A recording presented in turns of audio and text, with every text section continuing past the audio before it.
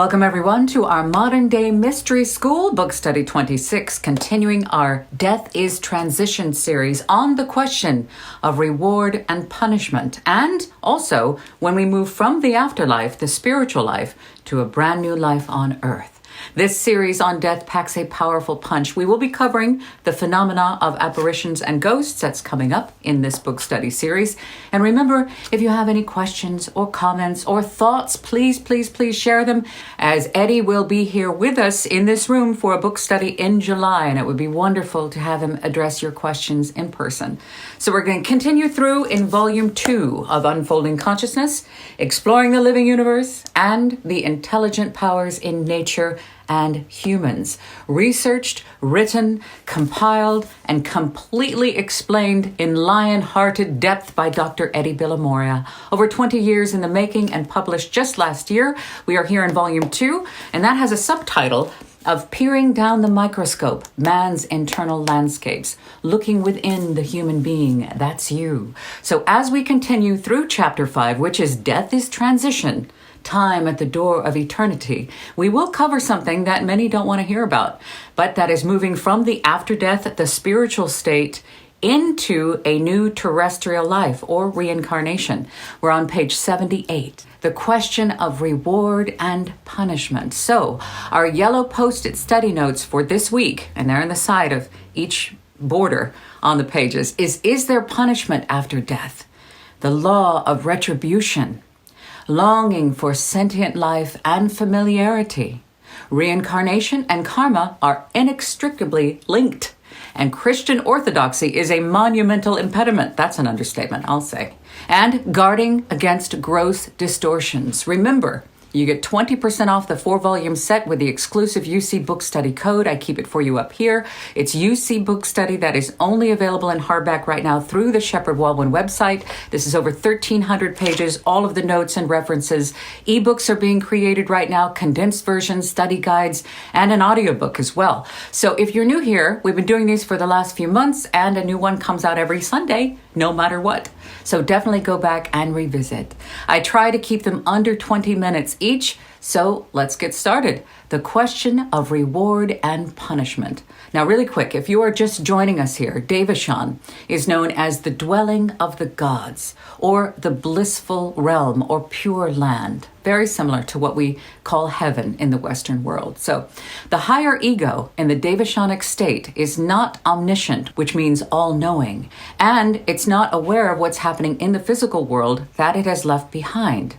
The karma of evil deeds is temporarily suspended, and only the karma of benevolent, meaning good and kind thoughts and deeds, are carried in to Devachan.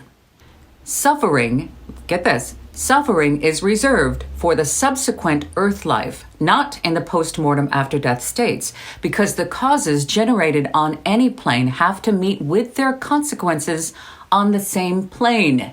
Whoa, let's say that again. Suffering is reserved for the subsequent earth life, not in the post-mortem states, because the causes generated on any plane have to meet with their consequences on the same plane. What is sown in the physical world must be reaped in the physical world. In other words, causes generated on earth can exhaust in no other state but on earth. There are exceptions, however. For example, a case of suicide where the individual retains a degree of consciousness and remains for a while in an unhappy limbo state for having been deliberately responsible for taking their own life. However, such a person's post-mortem state would depend entirely on their motive, their intent for ending their physical life. There is an absolute world of difference. Now listen, there's a world of difference between a person who takes their life because of, say, unimaginable physical suffering or to avoid terrorist interrogation under torture in prison, and another who decides to do so to escape the course of justice for some criminal act. Suffering may also be the lot of a person who dies in the clutches of some abnormally strong, unsatisfied ambition or an uncontrollable passion for the physical satisfactions of food or drink or sex or material possessions. Extreme sorrow also inhibits a departed soul from going ahead towards greater peace and freedom. Other than such exceptional cases where an individual brings suffering upon himself by excessive attachment to gross physical appetites or excessive grief, there is no post-mortem after-death punishment for evil or misguided conduct when in the body, nor is there any experience corresponding to eternal damnation or the traditional hell. But, as always, there is a major exception to the common rule. It is the state known as Avicii. Some of you may have heard of that, and this will be touched upon later. Meanwhile, the very fact of Devachan shows the prevalence of good over evil in the former personality of the vast majority of people. So while the karma of evil doing is held in abeyance for the time being to follow a man into his future incarnation on earth, he brings along with him only the karma of his good deeds, his words and kindness and thoughts into Devachan. Now, that being said, words like evil and good are entirely relative terms, Eddie says. The absolute constant is the unerring law of retribution, the only law that never errs. Retribution must not be equated solely with reprimand because it applies equally to rewards justly earned. In summary, whereas man will have to pay for his wrongdoings, both voluntary and involuntary, during incarnation, temporarily he receives in Devachan the effects of the benevolent, good, kind, and compassionate causes produced by him during life. And here we are, the third transition from a spiritual life to a new life on earth. This is a big one. Reincarnation is the cyclical process whereby the reincarnating ego in Devachan takes on entirely fresh mortal clothing, flesh. The flesh. So you can see here, this last column, take a look at this. You see the lower triad all the way across. You have, which is born again in Devachan. And the second life review after that, the awakening, and then the subsequent incarnation to earth. The man between two lives on earth up top. And you can see what comes in for that new life. A brand new life on earth. Strictly speaking, then rebirth refers to the physical event as a final outcome of the cyclic process of reincarnation. However, only a fraction of the spiritual nature descends into and clothes itself in material existence for an individual life on earth. Now, Eddie goes deeply into this in Chapter 7 of Volume 3, which we will cover in a future book study. So, the Devachanic experience goes through stages comparable to earth life, being the post-mortem counterpart of physical growth and death. So listen here. The first flutter of sentient life, then the attainment of prime. You're in your prime. The progressive exhaustion of force passing into semi-consciousness, the dying process, gradual oblivion and lethargy, then total oblivion, and then not death, but rebirth, birth into another personality on earth. Why does this occur? Kahlil Gibran says, "Forget not that I shall come back to you a little while, and my longing shall gather dust and foam for another body." In daily life, we are naturally drawn to revisiting familiar experiences or scenes, say a favorite restaurant, or the place of a memorable holiday.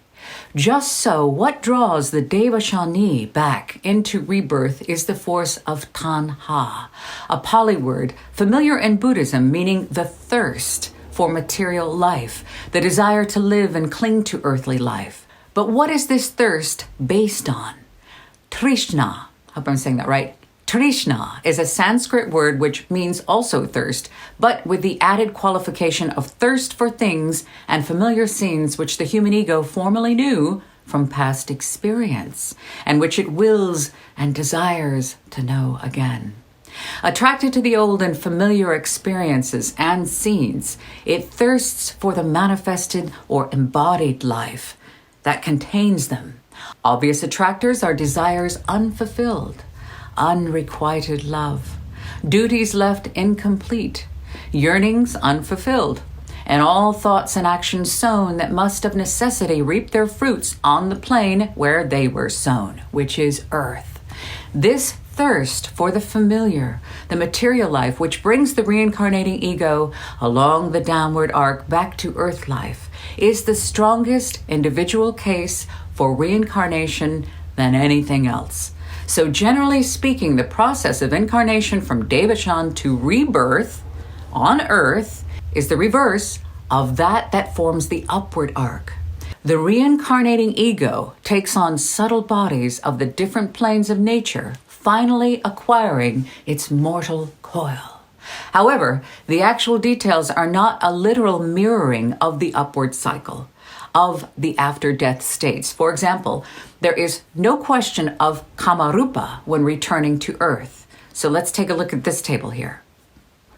So in the final column here, you see a new personality conditioned by the skandhas.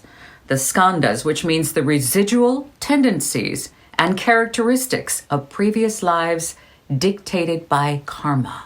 So I'll leave this up here for a second for you to see. Eddie's really good with charts, and a few of you have mentioned you like the charts, so good.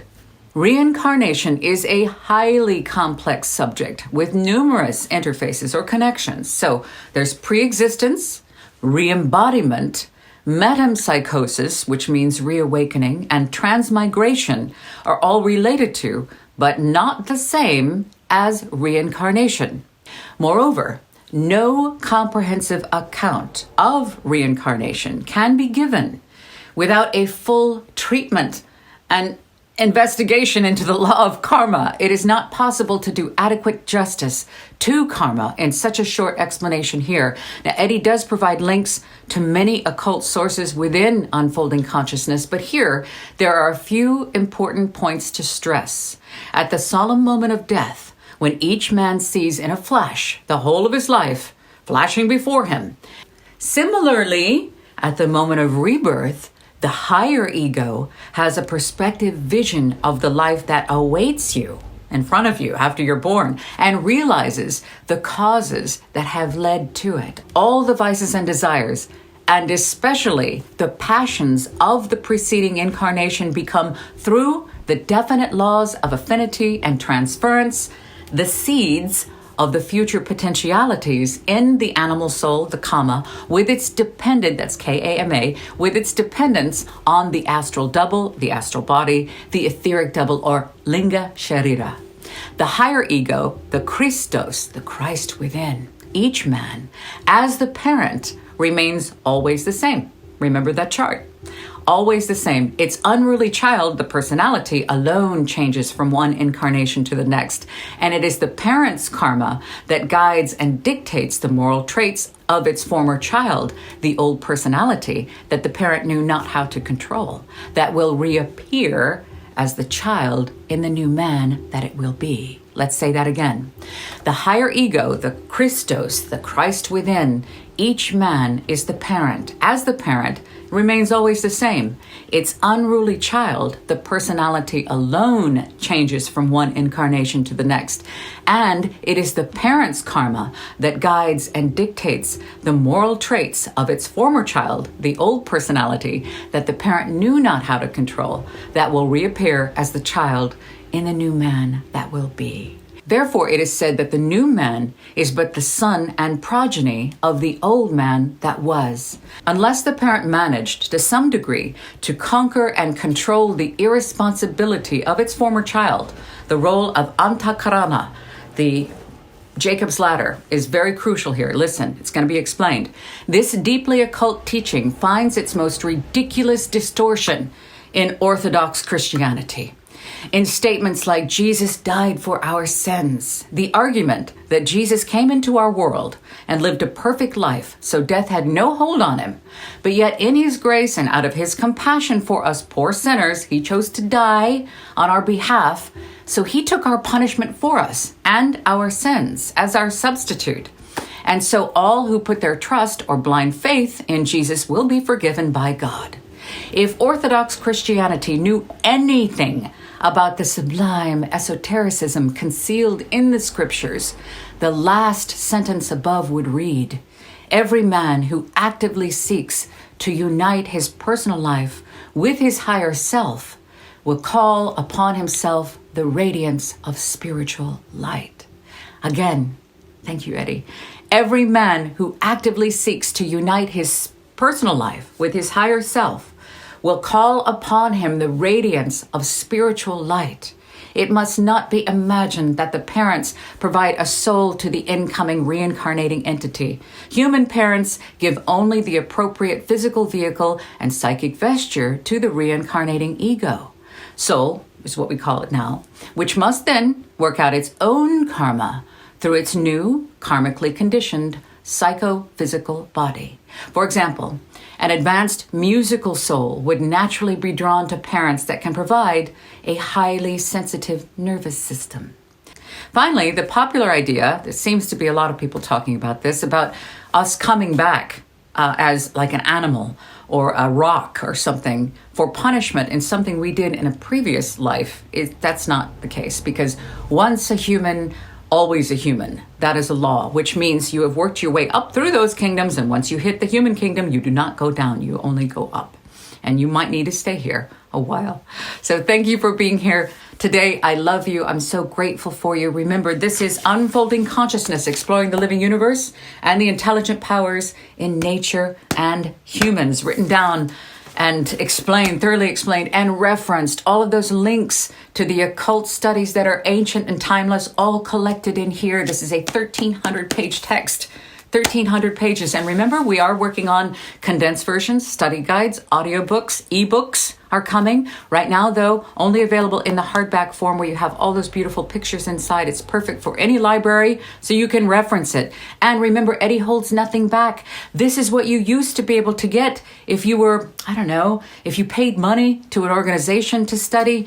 I don't know if you happened upon them yourself. He's collected them all together, and they're here in Unfolding Consciousness. He will be with us. Eddie Villamoria will be with us in the summer. If you have any questions, please, please, please leave them. It is a very quiet broadcast, and that's okay. Whoever's meant to be here will be here. If you have any suggestions to how I could do these differently, I'm open to all suggestions. No comment is too small or unimportant, and I respond to each and every one of them. So remember, you get 20% off this 4-volume set by typing in UC Book Study at the Shepherd Walwyn website. It is available all over the world. Much more is happening, and I have to say, the application of these ancient teachings has changed my life in such a magnificent and huge way.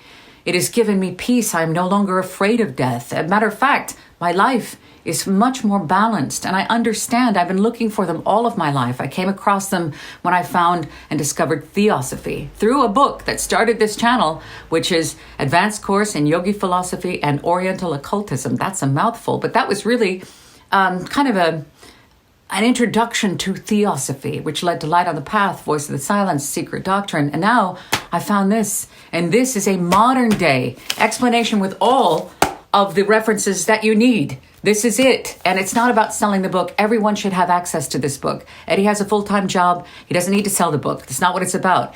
This is a labor of love on his part, and I'm here on these with the shorts on YouTube and TikTok as a labor of love as well, to get these out into the world. Ancient teachings for a modern world. I love you, and I'll see you next week.